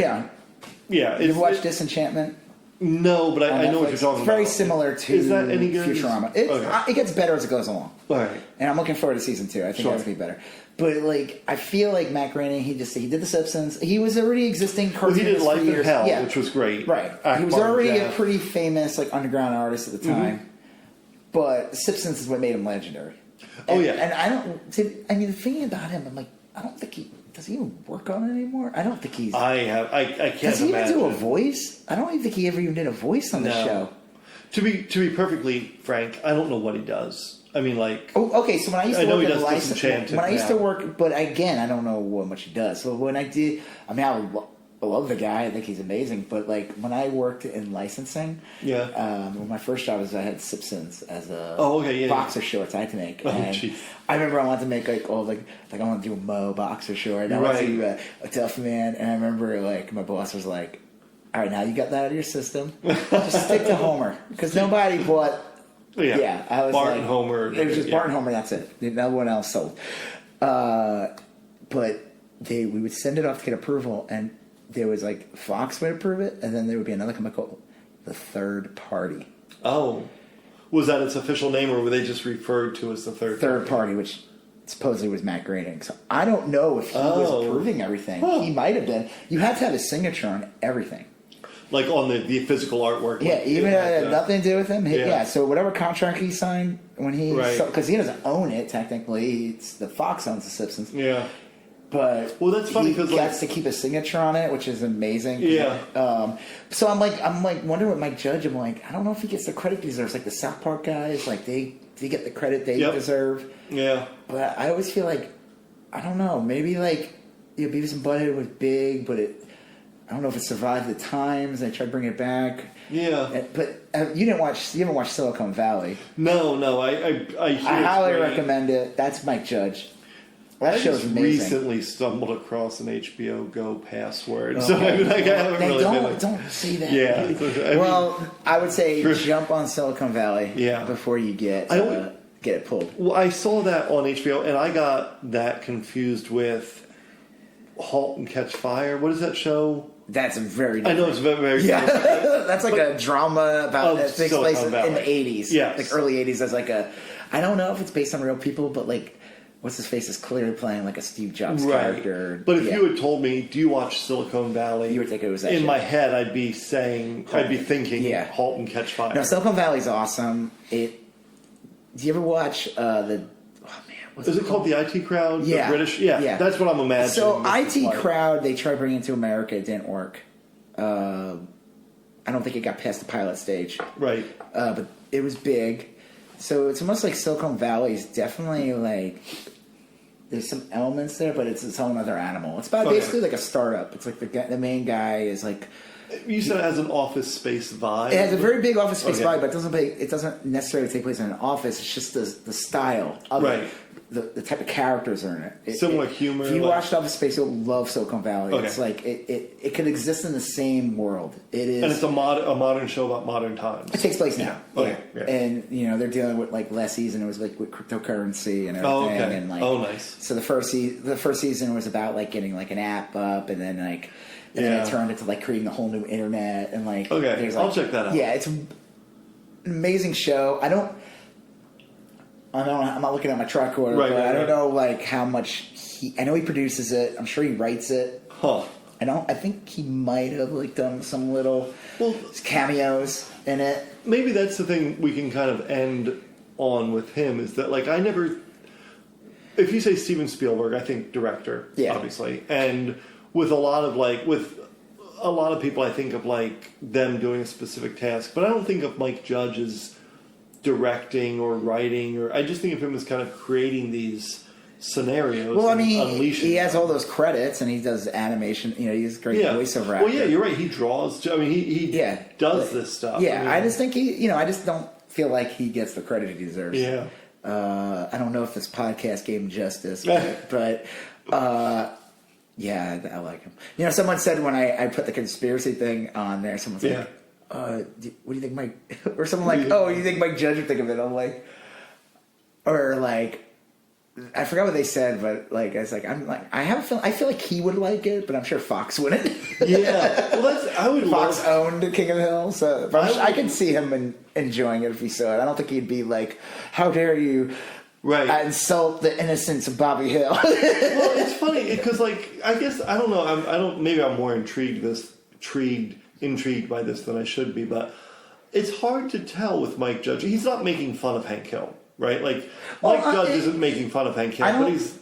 Yeah, I mean, there's definitely he's definitely played for laughs in some things. Sure, but in like a kind way. It's endearing. Yeah, everything's endearing. It's an endearing show. Right. Like no one like one of my favorite episodes was when Hank Hill buys a car.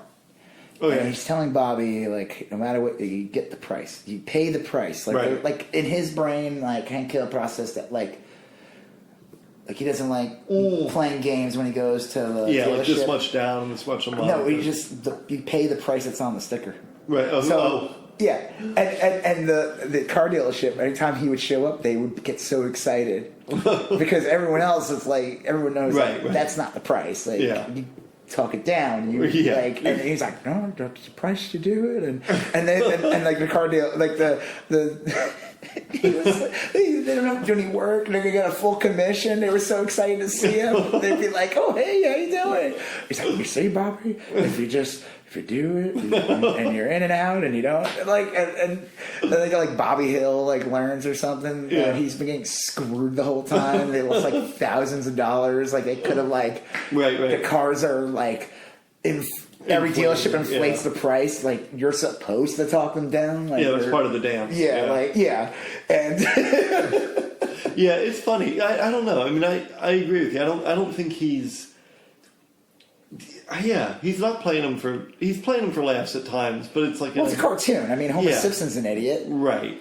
Well, Homer Simpson, I think if you pinned Matt Groening down, he'd be like, "No, you don't want to be like Homer." No, you know what I mean? You ever see the Rick Grimes episode? It's the best episode of The Simpsons. That is a great when Rick Grimes brings up all these things. He brings up the fact that he brings up his wife and kids. Like, yeah, his beautiful wife, which is funny because I never thought Marge was beautiful until she lets her hair down. Yeah, stunning. Yeah, oh, right. yeah. Oh, man. and then Rick Grimes talked about like the house he lives in, and then and Homer's like, oh, like that time we went in space, and like Rick Grimes and he's like, you've never been in space, and then Rick Grimes when he grabs like the cable, like, look at me, I'm Homer Simpson, and I'm gonna look at me, I see these cables, I just grab them, and then he dies. Right, yeah. And then Homer makes a joke, and everyone like goes, "Oh, Homer!" And Rick Grimes is dead. Yeah, that was probably the best Simpsons episode, and it was a great episode because it's like later on. Yeah, the show was already on like 10 years, so it was like a good. It was a deep. It wasn't like a very good like showing like. Simpsons when it came out was like supposed to be this like family low class like they were considered low class. Yes. Bill Cosby was very mad about them. Yeah. Like, he can't rape a cartoon. No, right? How am I supposed to rape? Yeah, that's really the real reason. He's probably like in the big house now watching Simpsons reruns. Yeah, this show's no. He's probably like, this show's great. I don't know why. Yeah, right. I was missing. Yeah. Okay. But like it was deemed at the time like the house was like they were low class and like he drove a shitty car, but he still had like a full sized house. There's people who pay tons of money to live in like in a live in a two-bedroom apartment if they could afford it. They got like the discount dog, Santa's Little Helper. Right. It was deemed that way, but that's why it was great when they showed Grimes and like he had to work hard and everything. And, like nothing was like his life. And he just sees Homer, and Homer's like everything. He's just an idiot. Like he's like Forrest Gumping his way through life, but without the sweetness of Forrest Gump. Yeah. All right, so Matt Judge. Matt Judge. Oh Who's Matt? Matt Judge is the perfect conglomeration of Matt Groening. They are linked in my head. Well, it's probably because they're on Fox Network and they made cartoons. Well, and they followed one. I mean, didn't one follow the other? Wasn't King of the Hill on right after The Simpsons? Way after. Like Simpsons was on for years, way before. Yeah, but like in the evening. Oh, yeah. Sorry, yeah, 8:30. It was always it's like it was like for the time I remember it was like Simpsons, King of the Hill, Family Guy. Oh, okay, yeah. And I remember when the Family Guy first came out, it just looked like a ripoff of The Simpsons. It did. Yeah. I always felt like when they first made Family Guy, it was Fox's, even though I don't think that was Seth MacFarlane's intention. Right. When I first saw them promote it and I saw what Peter Griffin looked like, because he basically wore like a white button-down shirt and pants, like just like short sleeve shirt, just like Homer. He's a big fat idiot. Right. I was like, okay, this is like Fox's like subtle little way to telling the Simpson people. Right. You're not that valuable. So it was like its own. Family Guy was just like kind of a. In the beginning, was a ripoff of Simpsons. I don't care what anyone says. And, even they knew it. They even knew it too. Like they had Duff beer and they had their own ripoff beer. Yeah. Like it was like ridiculous, and it was on the same night. And then, but the funny thing is, Family Guy got canceled. And then it got popular in repeats on Cartoon Network. Right. And then they brought it back, and it kind of became its own animal. Yeah, I know. Like kids today, like high school kids, love Family Guy, and do they? Yeah, and they don't necessarily have any affection for I like Simpsons. Family Guy, but what's funny is like people hit me up sometimes. They're like, "Oh, you gotta draw Family Guy." I'm like, I don't ever really care to draw them. Yeah, it's really weird. Like I love Beavis and Butthead. Right. I like, and I love the Simpsons. Like drawing them and things and doing things with them. But I never got into drawing anything like. And I watch Family Guy. I've seen like almost every episode. It's good. But I just never was like inspired to like do some kind of weird drawing with them. I don't know why. Same thing. Yeah, that is funny. Same thing with like South Park. Like South Park, someone commissioned me to do. Oh yeah, you've never really done. But I never went back and did the others. Well, we can talk about South Park another day. Yeah, I have my about South Park. All right, so I guess that was an odd one. You know, it was what? No, talking about Judge. Yeah, his career and stuff. Yeah, because there's not, and I guess we started out by saying this. It's not a clean line. No, it's not, because even like with Simpsons, like with Matt Groening, he's done other stuff outside of Simpsons, but it's mostly been like comic and it all looks and maybe the same, maybe he's had his hands in other things we don't know about or producers we don't know about, but it's a pretty it's a clean line.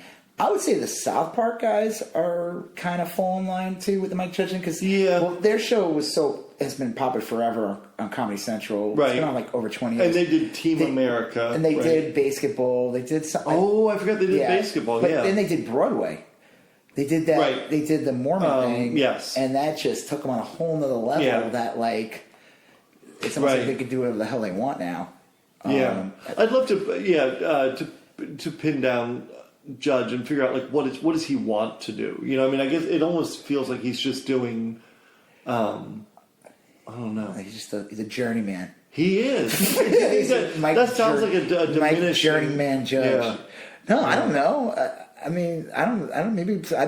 Hey, guy who's listening, one person who might hear this. Right. What do you think? I don't know. I mean, I think he's a legend. You think he's a legend? Yeah, he's a legend. He earns. I think he deserves a legendary status. Right. You think? Well, okay. Why the hell would we be talking about him then? Yeah. I mean, I guess we could have talked about Rip Taylor the whole episode. Well, yeah, I don't know. I guess I like his live action stuff more than his animated stuff. But King of the Hill is probably his crowning achievement. I guess that's where we should end. His crowning achievement for me is crowning. I would say, so Beavis and King. Yeah.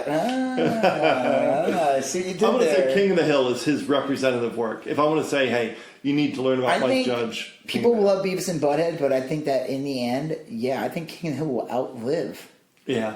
Even Beavis. Yeah. Well, I think it's weird because like Silicon Valley is like a show on HBO. Right. And, like not everybody has access to HBO.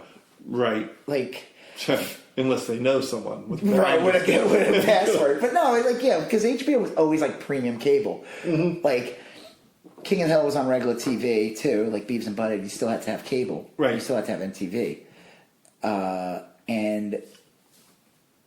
But like King of the Hill, it's like. Again, it's like everyone had access to it. Everyone had access to The Simpsons if it's on regular TV. So, I think that will. I'm not saying that. Yeah, I think that will survive the time, or maybe that other show, the Good Family. I think I saw like one episode. It just looked bad. It wasn't very good. Yeah. All right.